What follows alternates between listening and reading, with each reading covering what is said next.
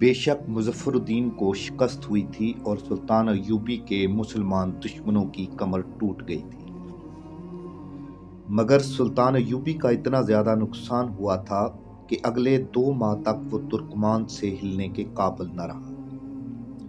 اس کا دایاں بازو ختم ہو گیا تھا، جیسے اس کا اپنا بازو مفلوج ہو گیا۔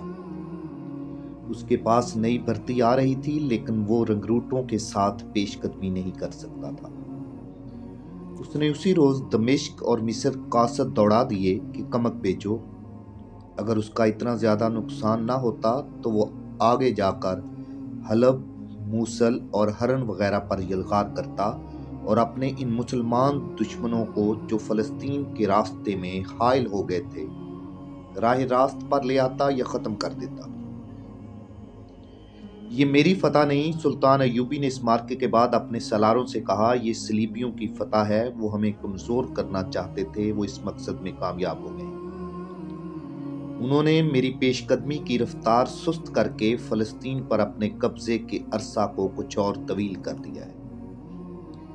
ہمارے یہ مسلمان بھائی کب سمجھیں گے کہ کفار ان کے دوست نہیں ہو سکتے اور ان کی دوستی میں بھی دشمنی ہوتی ہے؟ میں کہہ نہیں سکتا کہ تاریخ لکھنے والے ہماری آنے والی نسلوں کو کن الفاظ میں یاد رکھیں گے اگر ہم آپس میں لڑتے رہے تو۔ اسے ابھی یہ معلوم نہیں تھا کہ اس کے بھائی جو اس سے شکست کھا کر بھاگ گئے ہیں، اس کے قتل کا ایک اور منصوبہ بنا رہے ہیں۔ اس مقصد کے لیے اس کا تیسرا دشمن گمشتگین حشیشین کے سردار شیخ سنان کے ہاں گیا ہوا تھا۔ اس وقت شیخ سنان اسیات نام کے قلعے میں مقیم تھا۔ اسے یہ قلعہ صلیبیوں نے دیا تھا، جس میں اس نے اپنی فوج رکھی ہوئی تھی۔ اس قلعے میں اس کے پیشہ ور قاتلوں کا گروہ بھی تھا۔ اسیات اور ترکمان کے درمیان اس جہنم نما علاقے میں جہاں سلطان ایوبی کے 4 چھاپہ مار بھولے بھٹکے پہنچ گئے تھے، سورج افق کے قریب چلا گیا تھا۔ چھاپہ ماروں کے کمانڈر الناصر کی آنکھ کھلی، وہ اٹھ بیٹھا۔ دونوں لڑکیاں جاگ رہی تھیں۔ الناصر کے دل پر گھبراہٹ طاری ہو گئی۔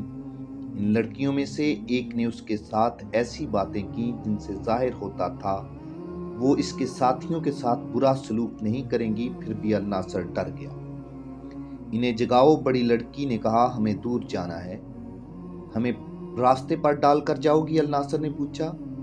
تم سب ہمارے ساتھ چلو گے؟ لڑکی نے جواب دیا، ہمارے بغیر تم منزل تک نہیں پہنچ سکو گے۔ الناصر نے اپنے ساتھیوں کو جگایا۔ بڑی لڑکی نے چھوٹی لڑکی سے کچھ کہا، وہ اٹھی اور دوسرے گھوڑے کے ساتھ بندھے ہوئے تھیلے سے کچھ نکالا، پانی کا مشکیزہ کھولا۔ مشکیزے کا منہ کھول کر اس نے تھیلے میں سے جو چیز نکالی تھی وہ مشکیزے میں ڈال دی، اسے ہلایا اور مشکیزہ الناصر کو دے دیا، پانی پی لو، منزل تک شاید پانی نہ ملے۔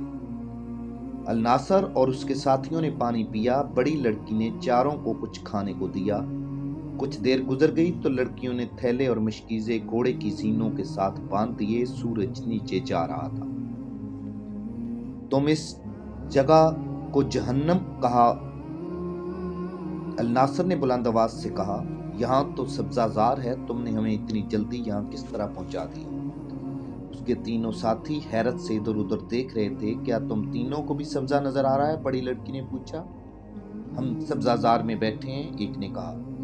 کیا تم ہماری جان تو نہیں لوگی؟ دوسرے نے کہا۔ تم جنات میں سے ہو؟ نہیں، لڑکی نے مسکرا کر کہا، ہم تمہیں اس سے زیادہ حسین خطے میں لے جا رہے ہیں۔ بڑی لڑکی نے الناصر اور اس کے ساتھی کو پہلو بہ پہلو بٹھا کر دونوں کے گرد اپنے بازو لپیٹ دیے اور بولی، میری آنکھوں میں دیکھو۔ دوسری لڑکی نے الناصر کے دوسرے 2 ساتھیوں کو اسی طرح آمنے سامنے بٹھا کر اپنے بازو ان کے گرد ڈالے اور انہیں اپنی آنکھوں میں دیکھنے کو کہا۔ چاروں چھاپہ ماروں کے کانوں میں بڑی لڑکی کی مترنم آواز داخل ہو رہی تھی، یہ تمہاری بہشت ہے، ان پھولوں کے رنگ دیکھو، ان کی مہک سونگھو، ان میں جو پرندے اڑ رہے ہیں وہ دیکھو کتنے خوبصورت ہیں، یہ تمہارا انعام ہے۔ تمہارے پاؤں تلے مخمل جیسی گھاس ہے، چشمے دیکھو، ان کا شفاف پانی میٹھا ہے۔ لڑکی کی آواز جادو کی طرح ان چاروں کی عقل پر اور آنکھوں پر اور تمام حصوں پر غالب آتی جا رہی